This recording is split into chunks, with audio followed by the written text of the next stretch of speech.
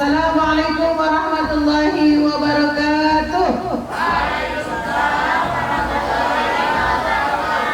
Ya, Alhamdulillah. Alhamdulillahilladzi syarika lah. Wa asyhadu anna Muhammadan abduhu wa rasuluhu alladzi la nabiyya ba'dah, amma ba'd. Yang kami hormati Ketua Yayasan Mutiara Ilmu Bapak Zain Muttaqin, yang kami hormati penanggung jawab Bapak Edi Santoso dan Ibu Lili Oktriana beserta keluarga. Mudah-mudahan beliau selalu dalam naungan dan lindungan Allah Subhanahu wa Ta'ala, serta selalu mendapatkan keberkahan. Yang kami hormati Putri Fatmawati, Putri Fatmawati selaku Ketua PAUD TPQ MDT Pondok Quran Ar-Rahman. Yang kami hormati Dewan Guru Ketua ya, iya, Ketua PAUD ya, Kepala ya, dan seluruh Dewan Guru PAUD TPQ MDT Pondok Quran Ar-Rahman. Subhanallah, perjuangannya luar biasa dari semenjak subuh hingga mau maghrib ya.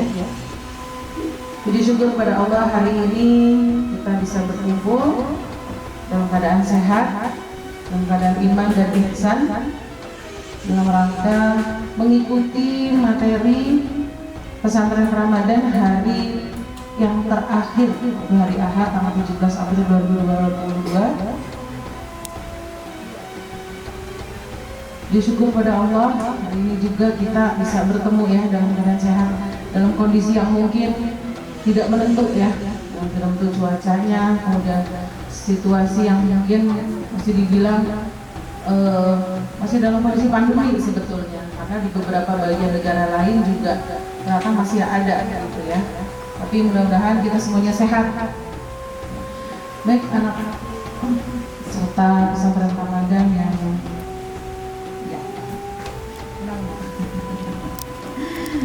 yang ibu cintai, yang ibu banggakan.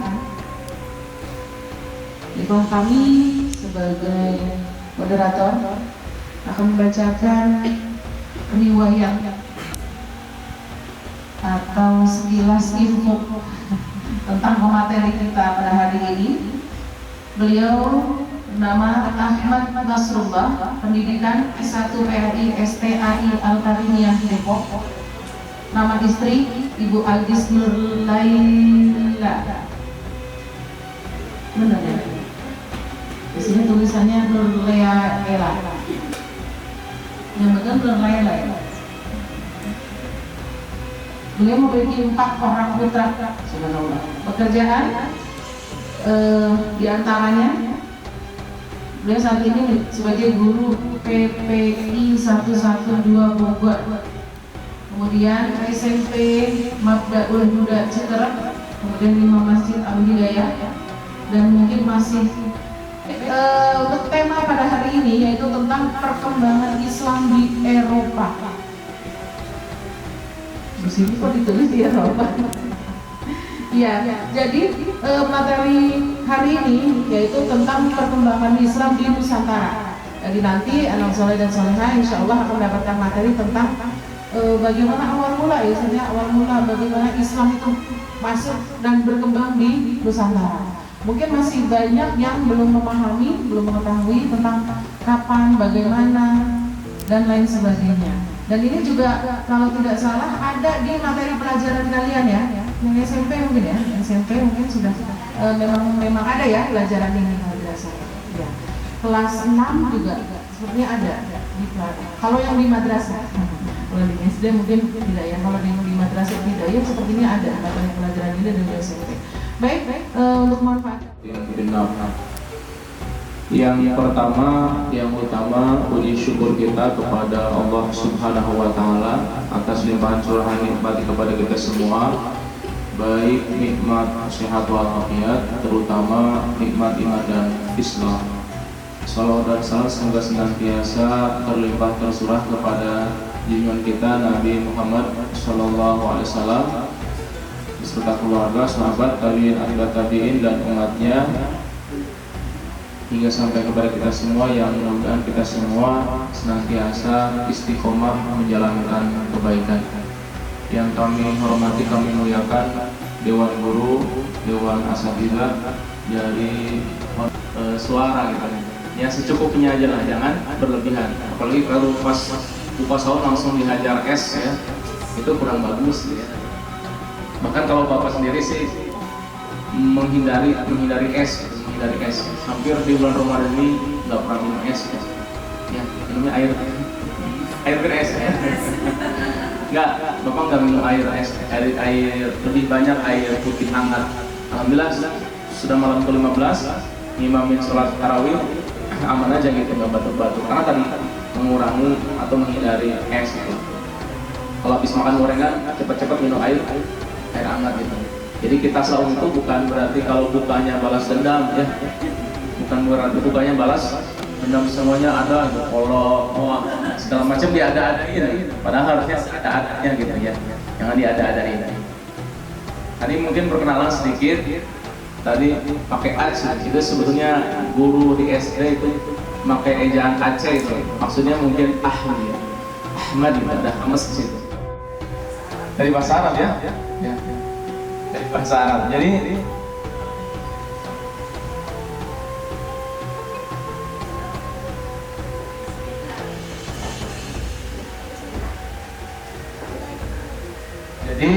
sejarah itu dari bahasa Arab, dari kata syajaratun. Ya, syajarat itu pohon. Kenapa? Karena sejarah itu satu berbicara tentang silsilah. Bin ini, kan? Berbicara tentang silsilah, sehingga silsilah itu seperti bentuk pohon, ya, bentuk pohon. Sebab di dalam surat itu ada sebuah cerita bagaimana kronologis penyembelihan sapi betina, yang ketika itu Nabi Musa yang mendakwahi Bani Israel, Allah perintahkan untuk Bani Israel menyembelih sapi, tapi mereka banyak bertanya, sapinya seperti apa? Kata Nabi Musa, ya, Allah berfirman, tidak tuanya juga, sapinya warnanya apa? Kuning keemasan. Masih bertanya juga, sapinya dipakai menggarap sawah atau ladang? Kata Nabi Musa, kata Allah, sapinya nggak dipakai menggarap ladang atau sawah. Hampir-hampir mereka Bani Israel, orang Yahudi, nggak mau menyembelih sapi, tapi akhirnya menyembelih juga, maka itu diantara salah satu cerita yang ada dalam Quran surat Al-Baqarah. Al-Baqarah artinya sapi betina. Nah, di dalam Al-Quran itu banyak berbicara tentang sejarah, tentang kisah-kisah. Nahnu naqussu 'alaika ahsanul qasas. Kami menceritakan kepada kamu, hai Muhammad, sebaik-baik kisah. Sebab ada kisah yang nggak baik, ada kisah yang bohong, ada kisah yang bohong. Misalkan mungkin kalian pernah mendengar ada yang namanya kisah Israiliyat. Nah, cerita yang dibuat oleh orang-orang Israel atau orang Yahudi. Ya, saya pernah menegur teman ketika itu beliau khutbah Jumat. Khutbah Jumatnya tentang kucing dan anjing. Itu menyuruh kepada hewan masuk ke kapal. Di kapal itu, ya, kucing, anjing dan hewan yang lainnya tidak boleh mendekati pasangannya, tetapi kemudian anjing melanggar, terlihat oleh kucing. Nah, terlihat oleh kucing, akhirnya dilaporkan kepada Nabi Nuh. Akhirnya anjing dihukum. Sampai berkali-kali kejadian seperti itu, akhirnya anjing marah. Akhirnya anjing mengutuk kucing, kamu kalau kawin, ya, kamu akan berisik. Nah, sebab itulah sampai sekarang kucing kalau kawin berisik. Selesai khutbah Jumat, saya tegur, Akang, tadi khutbah Jumat dalam kitab apa? Itu yang akan ceritakan itu namanya kisah Israiliyat. Itu tidak boleh disampaikan dalam khutbah Jumat. Sebab apa? Ceritanya nggak valid, ceritanya nggak benar gitu. Itu kan namanya mitologi, mitos. Bahasa agamanya khurafat. Khurafat itu seperti begini. Ada katubiri, you know what the meaning of katubiri? Pelangi. Ya, katubiri itu bahasa Sunda. Pelangi. Ada pelangi, bukan pelangi bola mata, bukan. Ada pelangi, ya. Katanya di sana ada 7 bidadari yang sedang mandi. Dilihat sama Jakataruh, diambil selendangnya satu, yang 6 pulang ke kayangan, yang satu nggak bisa pulang karena selendangnya diambil sama Jakataruh. Itu namanya mitologi, mitos itu dia dongeng. Kisah yang terbaik, kisah yang benar. Sebab kenapa? Banyak berita burung, atau burung siapa yang lepas. Ya, berita burung itu artinya berita yang nggak jelas, ya. Banyak cerita yang nggak jelas. Maka Al-Quran 2/3-nya maka Al-Quran berbicara 2/3-nya berbicara tentang kisah yang valid, kisah yang kredibel, yang bisa dipertanggungjawabkan begitu. Baik. Kemudian kita nggak bertambah kecerdasan, nggak semakin cerdas, kemudian iman kita nggak semakin bertambah. Ada yang salah dalam penulisan sejarah itu. Misalkan orang jadi semakin ragu atau tidak memiliki rasa terhadap Islam, berarti itu ada sebuah unsur penulisan sejarah yang nggak benar. Nah, begitu. Jadi dalam Al-Quran surat Yusuf ayat 111 disebutkan laqad kana fi qasasihim ibratan lil absar. Sungguh pada kisah-kisah mereka, kisah para nabi, ya, kisah para nabi, kisah Korun. Bukan begini. Oke, siap ya, konsentrasi ya. Enggak boleh ngikut kan? Siap. Tetap ya. Iya, Bu, soalnya kalau salah harus nyanyi. Ya. Baik. Tepuk 1. Tepuk 2. 3. Bilang tepuk, bilang 3. Konsentrasi. Ya, kalau Bapak bilang 3 berarti begini. Oke? Nah, konsentrasi. Dengarkan kata-kata Bapak. Tepuk 1. 2. Konsentrasi. Pokoknya yang salah ke depan dia harus menyebutkan 25 nabi. Oh, gampang. Benar ya? Oke, siap. Konsentrasi dengan kata-kata Bapak. Tepuk 1. 2. Oke, masih ditoleransi nih. 2 kali salah toleransi. Ya. Siap, konsentrasi. Pokoknya salah ke depan. Sebutkan 25 nabi. Tepuk 1. Tepuk 2. Tepuk 3. 1.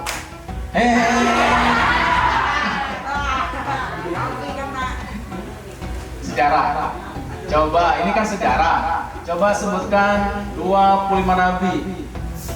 Adam, Isis, Nuh, Saleh, Ibrahim, Hud, Ismail, Ishak, Yakub, Yusuf, Ayub, Shu'aib, Musa, Harun, Zulkifli, Daud, Sulaiman, Ilyas, Yasa, Yunus, Zakaria, Yahya, Isa, yang terakhir Nabi Muhammad al-Mustafa. Allah, luar biasa. Nanti hadir Ibu. Konsentrasi. Sekarang coba lihat di sini, lihat jempolnya, angkat jempolnya. Angkat jempolnya. Oke, baik ya. Sekarang buka jarinya semuanya. Lihat sini, buka ke depan. Lihat sini deh. Ya. Halo. Saya tuh subuh nggak tidur loh sampai sekarang. Tenang. Ya. Sama dong. Berarti segur-segur yang punya. Oke, sekarang jempolnya ditempelkan dengan jari tengah. Seperti ini. Coba lihat ke sini. Konsentrasi.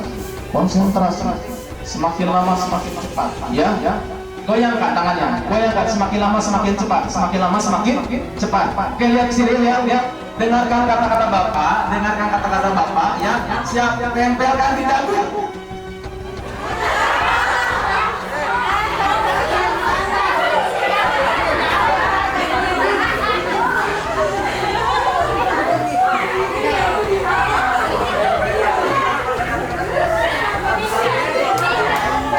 Kan Bapak bilang, ya, dengarkan kata-kata Bapak.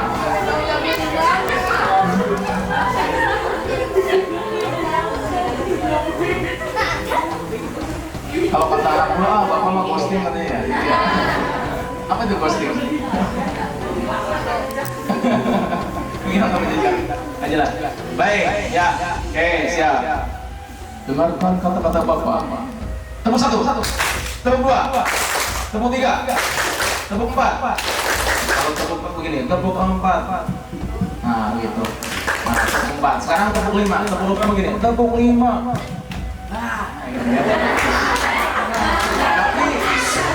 Tapi jangan ke pinggir, Pak. Masih bisa. Masih bisa. Oke, siap. Tepuk 1, tepuk 2, tepuk 3, tepuk 4, tepuk 5.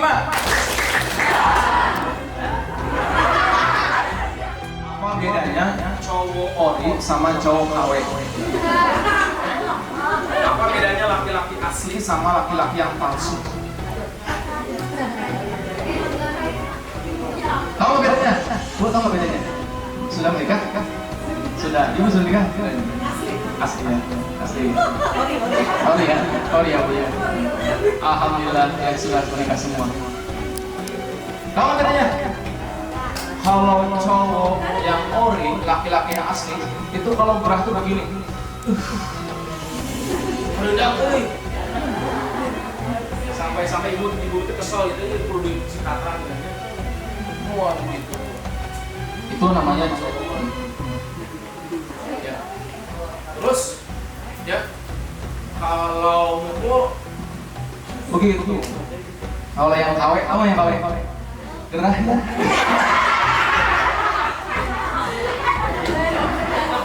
Oh iya, ada tisu nggak? Nyeri berarti. Ada tisu nggak? Mau kenal dulu gitu ya? Ya, kalian yang laki-laki carilah laki-laki yang sejati. Mainnya mana? Kurangnya yang macam doa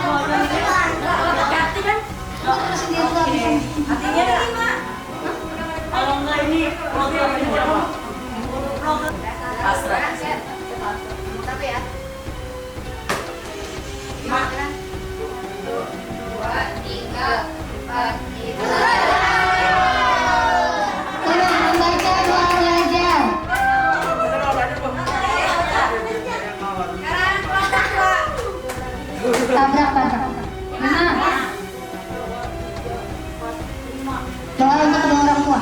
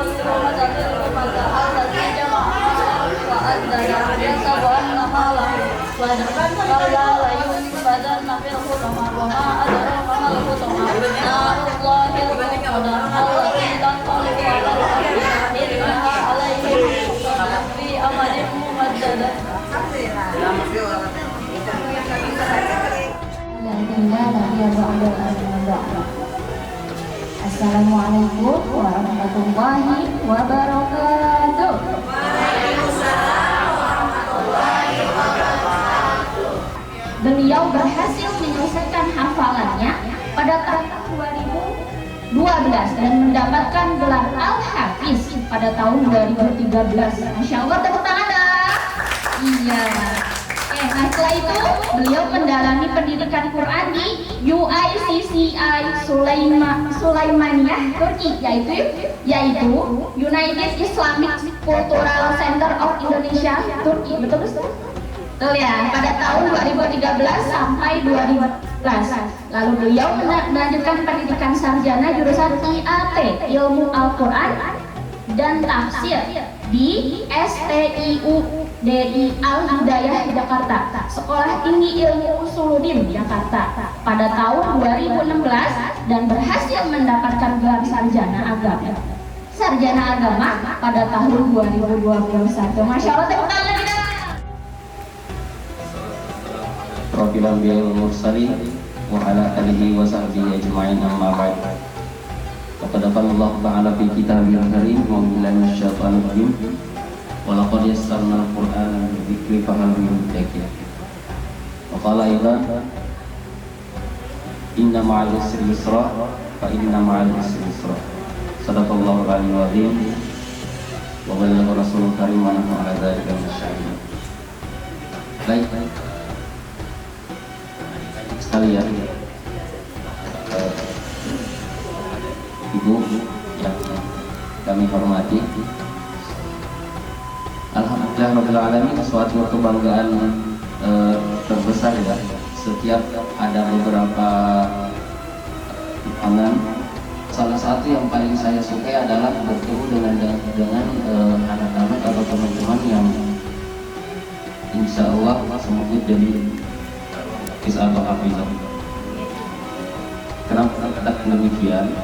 Karena adik-adik atau teman-teman semuanya harus ketahui yang jadi hafiz atau jadi hafizah itu enggak berarti nantinya akan menjadi ustaz.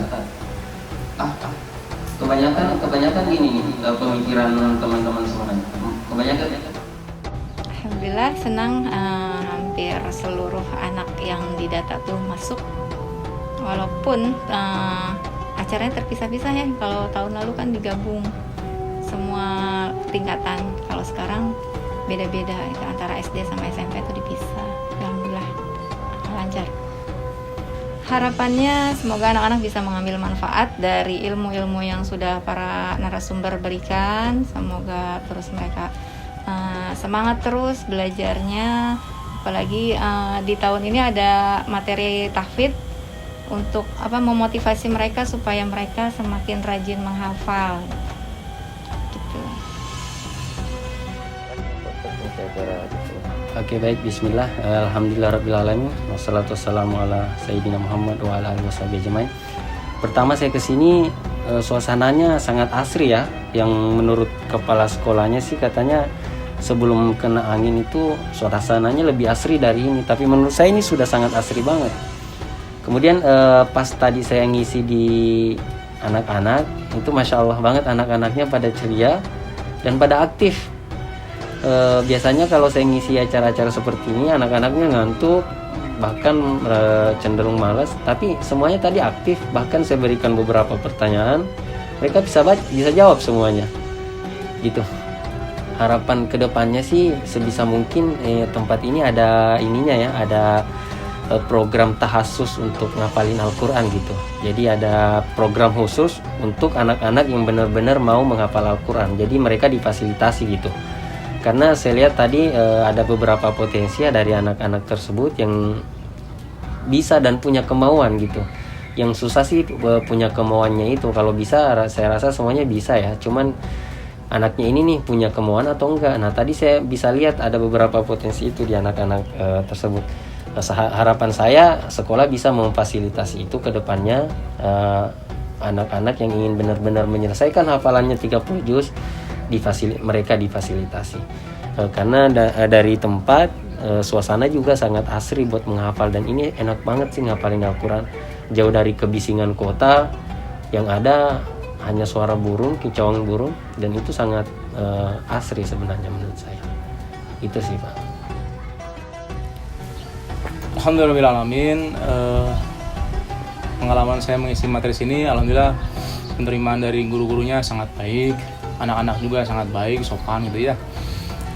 Kemudian juga mereka begitu antusias, baik dari dewan gurunya, kemudian juga siswa-siswanya atau santri-santrinya juga mereka antusias mendengarkan materi tentang sejarah perkembangan Islam di Indonesia. Nah, maksudnya saya sampaikan materi ini adalah kita sebagai kaum muslimin yang hidup di Indonesia harus mempunyai rasa kebanggaan dan memiliki terhadap Indonesia, sebab lahir, tumbuh dan besarnya Indonesia itu banyak dihasilkan dari jasa-jasa kaum muslimin. Makanya kita sebagai generasi muda Islam di Indonesia itu harus merasa bangga terhadap perjuangan tokoh bangsa ya, seperti Cokro Aminoto, Insinyur Soekarno, Muhammad Hatta, kemudian Buya Hamka, Hasyim Asy'ari dan sebagainya. Nah, inilah sebagai bentuk tanggung jawab kita sebagai generasi muda Islam gitu kan.